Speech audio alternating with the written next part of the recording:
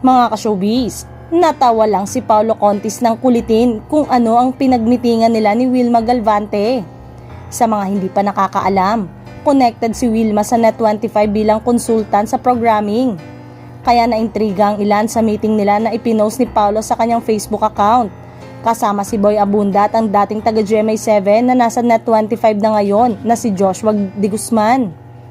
Great catching up bro, Joshua De Guzman and Ma'am Wilma Galvante, saad sa post. And naintriga nga ang ilan sa caption nito. Meron ba silang nilulutong project para sa Net25 kaya ito? Wala naman daw ganon, sabi ni Paulo. Nagkukumustahan lang daw sila dahil sa matagal na rin silang hindi nakikita at nagkakausap ng matagal-tagal. Nagkape lang, catch up lang kami ni Ma'am Wilma, matipid na sagot ni Paulo.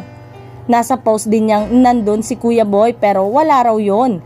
Nagkita-kita lang daw sila roon sa tsikahan nila ni Ma'am Wilma sa Quezon City. Huwag na raw maintriga dahil wala naman daw talaga.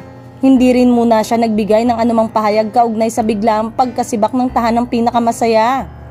Wala naman daw siyang kailangang sabihin pa. Nilinaw lang niya na wala raw siyang tampo galit sa GMA7 dahil sa pagkatanggal ng noontime show nila sa Kapuso Network.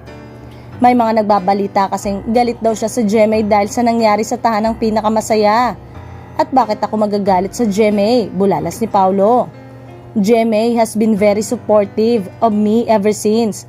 Kahit nung mga panahon na mas hindi ako okay, they supported me. Walang reason para magalit o magtampo ako ngayon. Medyo mainit lang talaga siguro yung balita sa nangyari sa tahanang pinakamasaya in GMA.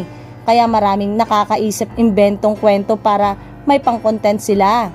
Ibigay na natin yon sa kanila, hanap buhay nila yon, dagdag pa ng aktor.